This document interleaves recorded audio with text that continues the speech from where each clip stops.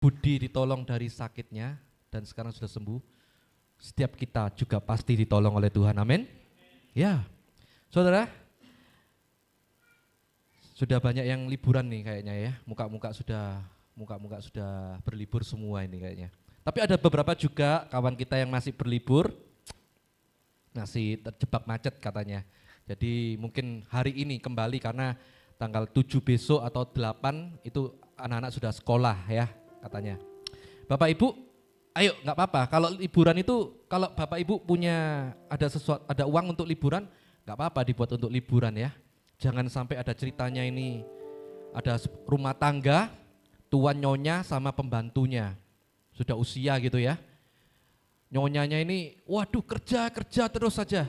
Sampai suaminya itu bilang, ayo mah jalan-jalan, kita belum pernah loh ke luar negeri, ayo ke Singapura atau gimana gitu, deket-deket aja. Tapi istrinya bilang, enggak pak, hemat, ojo buang-buang duit terus, boros. Loh tapi kan kita ini punya lumayan deposito segala macam. Iya ini untuk anak cucu. Wah, bilang gitu ya. Sampai suatu saat suaminya ini pegel Bapak Ibu. Duh istriku ini kerja, sudah menghasilkan uang tapi kok nggak mau diajak liburan itu loh, kok nggak mau gitu ya. Akhirnya suatu saat singkat cerita istrinya ini meninggal, nyonya besar ini meninggal. Suaminya sedih Bapak Ibu, biasa kalau orang laki ditinggal mati istrine ya pasti kalau ada yang tahan ya, ada yang tahan nggak menikah lagi, tapi ini salah satu yang nggak tahan. Akhirnya dia menikah lagi dah, karena dia kuper, nggak pernah bergaul dengan orang-orang.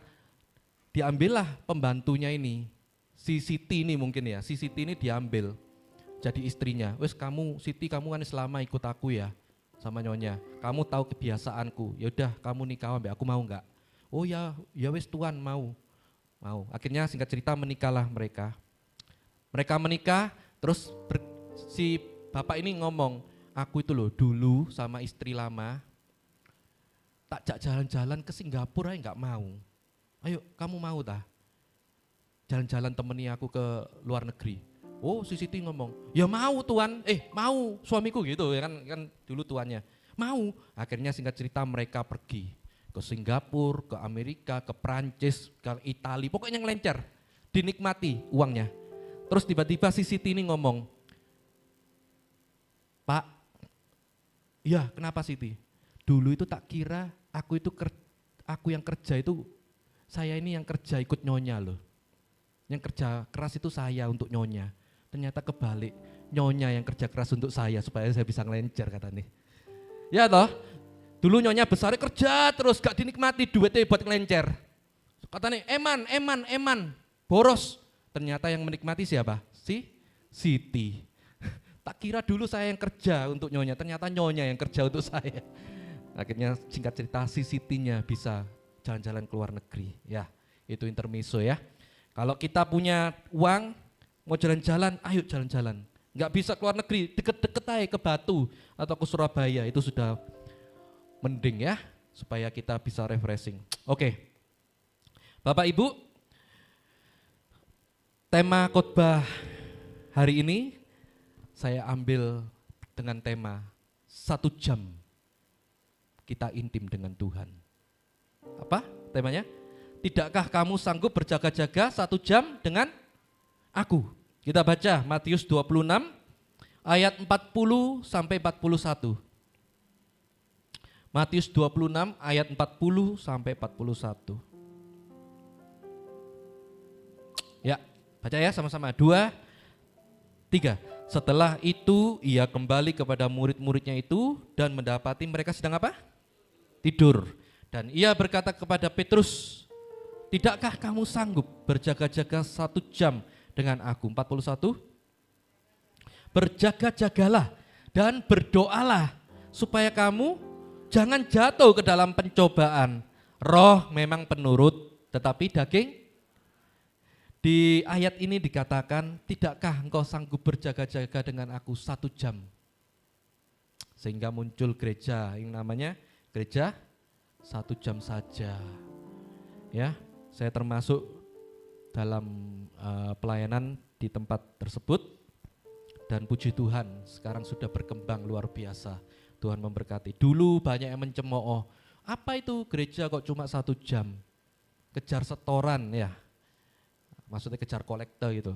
Tetapi sejak corona banyak gereja yang ibadahnya hanya 1 jam, bahkan sekarang 1,5 jam, semakin dikurangi ya. Memang firman Tuhan katakan, tidakkah engkau sanggup berjaga-jaga dengan aku 1 jam saja? Kenapa sih kok Tuhan ini nyuruh kita ini berjaga-jaga, berdoa 1 jam? Apa? Untuk apa tujuannya Tuhan? Kalau kita punya waktu 24 jam dalam sehari, di sini ada yang punya waktu 25 jam? Atau lebih dari 24 jam? Atau kurang dari 24 jam? Ada yang punya? Semua kita di sini punya waktu, yaitu sama, 24 jam. Tetapi Tuhan mengatakan, tidakkah engkau sanggup berjaga-jaga dengan aku 1 jam saja? Kenapa? Kok Tuhan menyuruh kita berdoa, berjaga-jaga dengan Dia 1 jam saja? Di sini saya ada 3 poin yang akan saya jelaskan dengan singkat Bapak Ibu, dan semoga ini tidak berat untuk dipahami ya. Saya berusaha setiap waktu memberitakan sharing firman Tuhan, saya akan sharingkan dengan ringan-ringan saja supaya kita mudah dipahami. Saudara datang, pulang diberkati, amin. Yang pertama, kenapa kok Tuhan minta kita supaya berdoa, berjaga-jaga 1 jam saja? Supaya kita tidak jatuh dalam pencobaan. Yang pertama, dikatakan tadi dalam ayat 41, coba dibuka. 41 dikatakan, berjaga-jagalah. Ada? 41 dikatakan berjaga-jagalah dan berdoalah supaya kamu jangan jatuh ke dalam pencobaan. Bapak Ibu, saat ini tahun 2025 segala macam-macam pencobaan itu banyak. Enggak cuma penyakit. Kalau kita kemarin sudah survive melewati masa-masa yang namanya corona. Terus ada muncul lagi di China, ya apa itu ya? Ada lagi wabah. Tapi puji Tuhan, Indonesia diselamatkan, Indonesia terluput ya. Lalu sekarang ada lagi pencobaan ekonomi, di mana sekarang Amerika mulai mengenakan tarif pajaknya. Barang yang dari Indonesia ke Amerika dikenakan berapa persen? 32%. Itu banyak loh itu. Sehingga apa? Hal itu akan mempengaruhi kondisi perekonomian kita juga. Kita yang sektor industri di Indonesia yang biasa mengirim alat-alat otomotif ya ke Amerika, yang biasanya harganya cuma 100.000 misal 100.000 rupiah, di Amerika, tiba di Amerika bisa sampai 135.000. Dan kalau itu sampai diterapkan di Amerika, otomatis daya beli barang produksi Indonesia ini akan berkurang. Kalau berkurang, pabrik yang di Indonesia pasti akan tersendat produksinya. Mereka mungkin PHK, mengurangi karyawan segala macam. Pasti. Dan itu akan berdampak sistematis. Tapi kita berdoa, biarlah Bapak Presiden kita serta para menterinya boleh bekerja berdasarkan hikmat Tuhan, amin.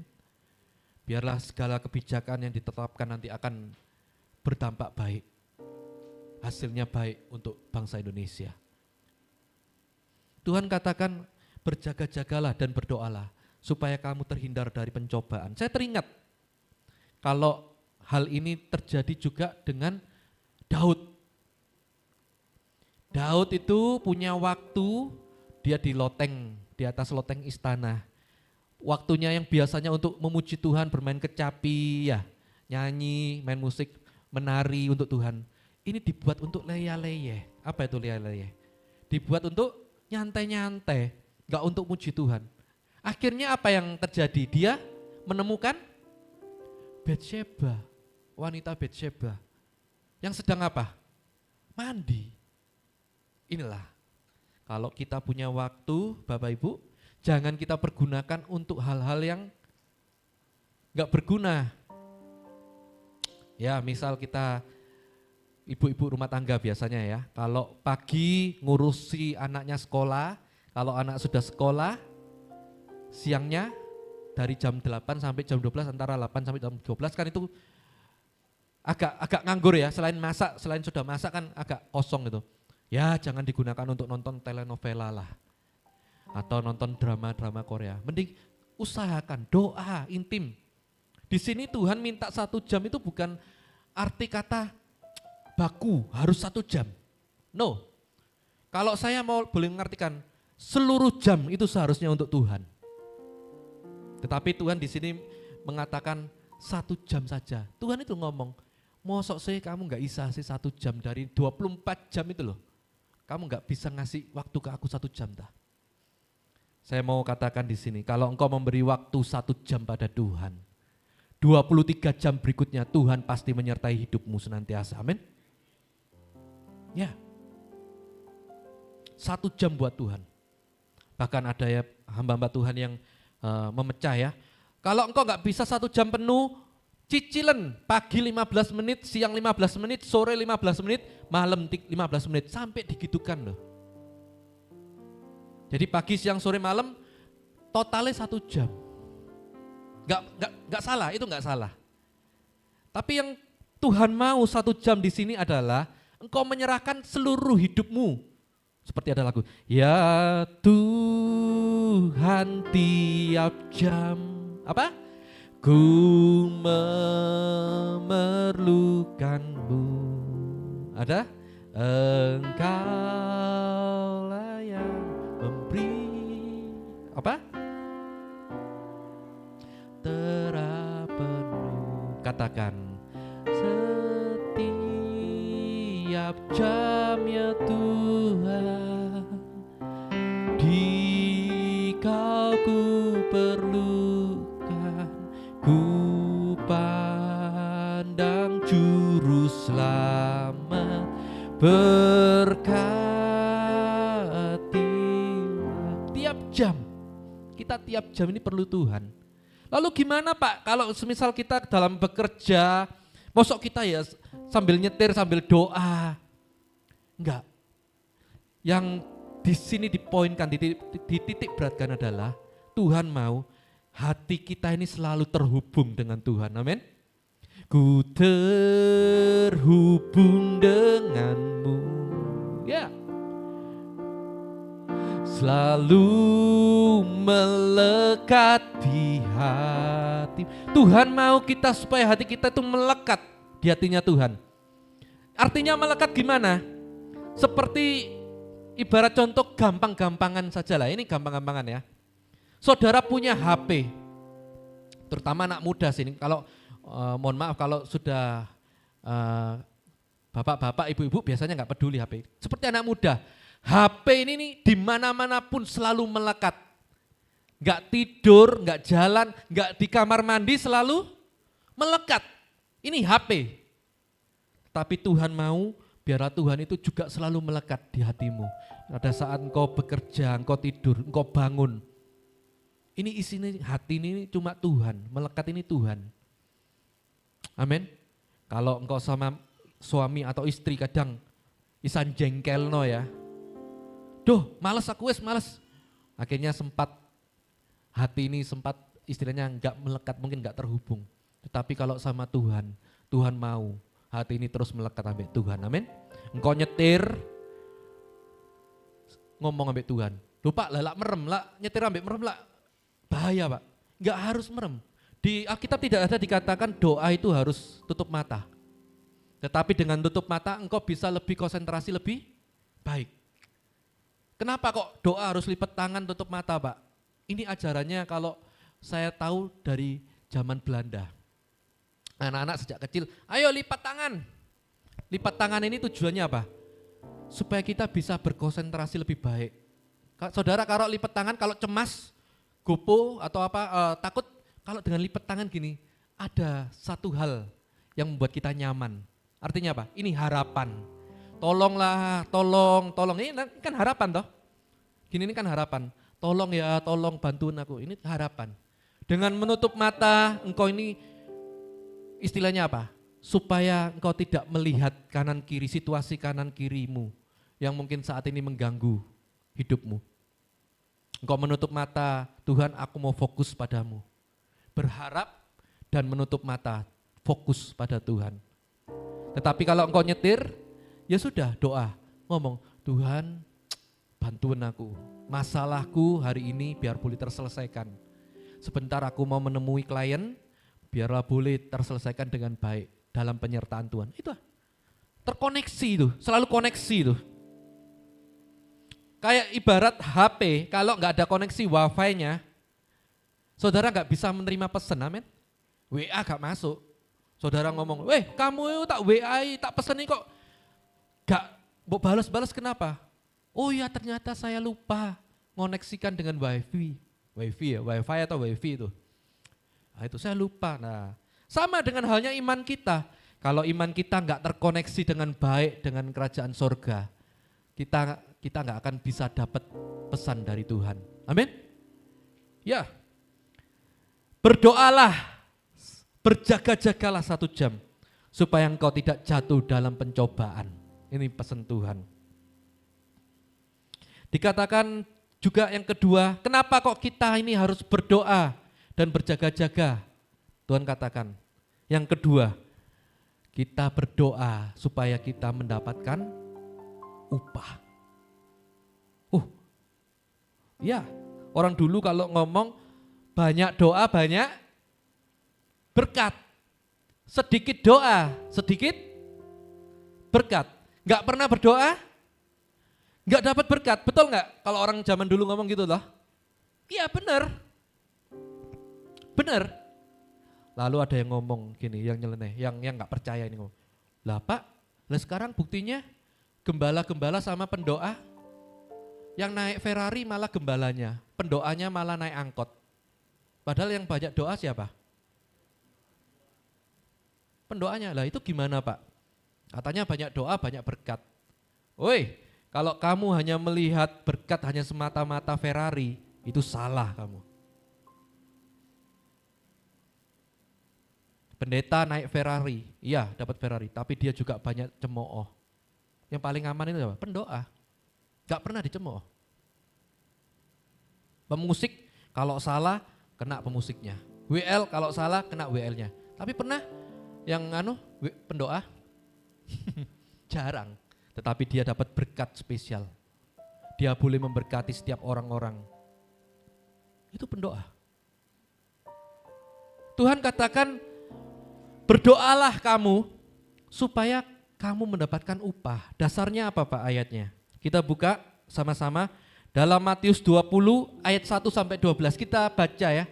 Matius 20 ayat 1 sampai 12. Kita baca sama-sama. Kita baca dari awal.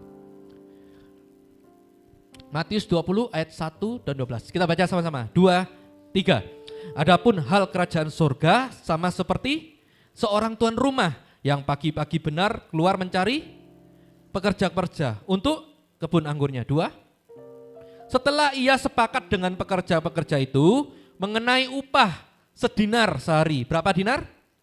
Sedinar sehari. Ia menyuruh mereka ke kebun anggurnya. 3. Kira-kira pukul 9. Jadi ada pengerja yang bekerja pukul 9 pagi, ia keluar pula. Dan dilihatnya ada lagi orang-orang yang lain menganggur di pasar. Yang pertama pukul 9 ya, yang kerja. Lalu berikutnya, katanya kepada mereka, pergi. Jugalah kamu ke kebun anggurku dan apa yang pantas akan kuberikan kepadamu, dan mereka pun pergi bekerja. Ayat 5, kira-kira pukul 12, tadi pukul 9, sekarang pukul 12. Dan pukul 3 petang, keluar pula dan melakukan sama seperti apa? Sama seperti tadi. Terus ada lagi, kira-kira pukul 5 petang, ia keluar lagi dan mendapati orang-orang lain pula. Lalu katanya kepada mereka, mengapa kamu menganggur saja di sini sepanjang hari? Ayat 7, kata mereka kepadanya, karena tidak ada orang yang mengupah kami. Katanya kepada mereka, pergi jugalah kamu ke kebun anggurku. 8, ketika hari malam, Tuhan itu berkata kepada mandornya, panggillah pekerja-pekerja itu. Jadi ada berapa pekerja? 5 ya. Yang pertama kerja jam 9, jam 12, jam 3, dan jam 5. 4 orang ya. Lalu katakan, panggillah pekerja-pekerja itu dan bayarkan upah mereka. Mulai dengan mereka yang masuk terakhir hingga mereka yang masuk terdahulu. Ayat 9, maka datanglah mereka yang mulai bekerja kira-kira pukul 5. Dan mereka menerima masing-masing. Yang pukul 5 tadi menerima berapa dinar? Kemudian kemudian datanglah mereka yang masuk terdahulu. Yang terdahulu tadi itu berarti jam berapa? Jam 9, jam 12, jam 3, ya.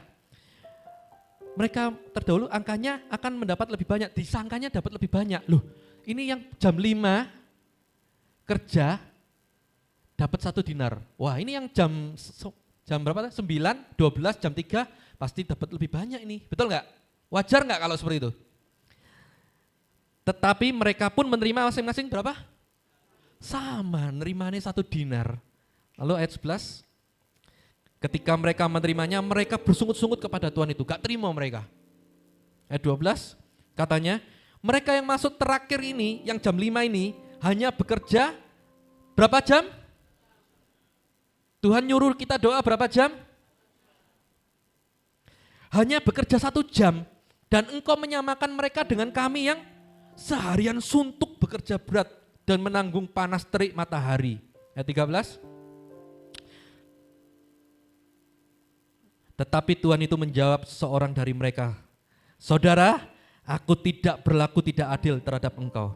Bukankah kita telah sepakat sedinar? Tuhan nyuruh kita berdoa 1 jam supaya engkau mendapatkan upah. Doa 1 jam mendatangkan upah atas hidup kita. Mau upah? Mau berkat? Doa. Selain doa tadi menghindarkan kita dari pencobaan, doa ini juga mendatangkan upah buat kita. Seperti saat ini ya, Bapak Ibu berdoa intim 1 jam dengan Tuhan, bahkan lebih. Tuhan pasti memberikan upah yang terbaik atas hidupmu. Tuhan pasti memberkati hari-harimu. Sepanjang bulan April ini, bahkan sepanjang tahun ini, Tuhan memberkati engkau luar biasa. Saya itu kalau setiap kali mimpin di depan ini ya, setiap kali mimpin di depan, saya kalau ngajak Bapak Ibu nyembah, itu kalau sudah hadirat Tuhan ini rasanya kuat ya, di depan ini, bahkan saya rasa sampai semua ke belakang. Itu enggak tahan, neteskan air mata. Bukan berarti saya cengeng ya. Saya cengeng hanya di hadapan Tuhan. Karena saya kalau ibarat bayi, dulu saya lahirnya nangis Bapak Ibu. Percayalah, saya dulu lahir pertama kali nangis. Bukan ketawa. Karena mama saya ngomong, kamu dulu nangis kenceng kamu waktu keluar dari perut mama. Iya, semua manusia itu pasti menangis. Dan nanti suatu saat kita meninggal, akan juga ada tangisan. Tapi yang nangis bukan kita. Yang nangis nanti siapa Pak? Orang-orang yang mengasihi engkau. Dunia ini penuh dengan tangisan. Bagaimana cara kita menyikapi dunia ini? Yaitu dengan doa. Gak ada hal lain selain kita berdoa. Doa itu senjatanya orang Kristen. Amin. Doa itu senjatanya orang Kristen. Dan yang terakhir, yang ketiga, kenapa kok Tuhan mau supaya kita berdoa, berjaga-jaga 1 jam? Supaya kita tidak dihukum bersama dunia. Ini yang ketiga. Supaya kita tidak hukum bersama dunia. Apa Pak maksudnya Pak? Di kitab Wahyu pasal 18 dikatakan bahwa Tuhan akan merombak, Tuhan akan menghancurkan, meleburkan dunia ini hanya dalam waktu 1 jam saja. Selain tadi doa bisa memulihkan kita, menjaga kita dari pencobaan, doa 1 jam bisa mendapatkan upah, tetapi doa 1 jam juga bisa menghindarkan kita dari hukuman. Ayo dibaca yuk, Wahyu 18 ayat 10. Wahyu 18 ayat 10. Katakan, mereka akan berdiri jauh-jauh karena takut akan siksaannya. Dan mereka akan berkata, celaka, celaka engkau, hai kota yang besar, Babel, hai kota yang kuat. Sebab dalam berapa? 1 jam saja sudah berlangsung penghakimanmu. Sekali lagi, Wahyu 18 ayat 16. Ayat 16. Mereka berkata, sebentar. Ini tadi ayat 16 ya. Oke. Mereka berkata, celaka, celaka. Diulang lagi, kota besar yang berpakaian lenan halus dan kain ungu dan kain kirmisi dan yang dihiasi dengan emas dan permata dan mutiara. Sebab dalam 1 jam saja kekayaan sebanyak itu sudah. Ayat yang terakhir, ayat 19. 19. Dan mereka menghamburkan debu ke atas kepala mereka dan berseru sambil menangis dan meratap, katanya, celaka, celaka kota besar yang olehnya semua orang yang mempunyai kapal di laut telah menjadi kaya oleh barangnya yang mahal. Sebab dalam 1 jam saja ia sudah, Tuhan menghancurkan, Tuhan menghukum dunia hanya dalam 1 jam. Ingatlah, ayo, usahakan, upayakan doamu lebih intim lagi dengan Tuhan. Ingat ya, 1 jam ini bukan baku, harus jam pas tet, 60 menit tet gitu, enggak. Justru Tuhan itu pengen kita itu setiap jam. Tetapi yang saya mau tekankan di sini adalah, ingat, kalau engkau enggak mau nyembah Tuhan, enggak mau intim dengan Tuhan, enggak mau lebih dekat lagi dengan Tuhan, engkau enggak akan mendapatkan pertolongan dalam pencobaan. Engkau enggak akan mendapatkan upah. Dan engkau pasti akan melewati masa hukuman. Kalau engkau enggak dekat ya dengan Tuhan. Tetapi kalau engkau dekat dengan Tuhan, Tuhan katakan, 1 jam saja berjaga-jagalah dan berdoa. Tuhan katakan, engkau akan dihindarkan dari pencobaan. Yang kedua, engkau akan mendapatkan upah. Upah. Orang yang kerja jam 5 tadi hanya 1 jam kerjanya. Dari jam 5 sampai jam 6. Dia dapatkan 1 dinar. Sama dengan yang lain. Dan yang ketiga, orang yang berjaga-jaga 1 jam, dia akan selamat dari hukuman dunia. Yuk, Bapak Ibu, biarlah kita bulan April ini boleh diingatkan. Semakin bulan kita lewati, bukan semakin mudah, tetapi semakin susah, itu firman Tuhan katakan loh. Tetapi biarlah melalui keadaan ini, kita boleh makin dekat sama Tuhan. Amin. Tambah setia. Dan sebentar kita akan pengurapan minyak, Bapak Ibu. Pengurapan minyak ini perlu, saya katakan perlu. Jika program kita ada pengurapan minyak, bersyukurlah. Karena apa? Coba dibaca dalam Yakobus 5 ayat 14.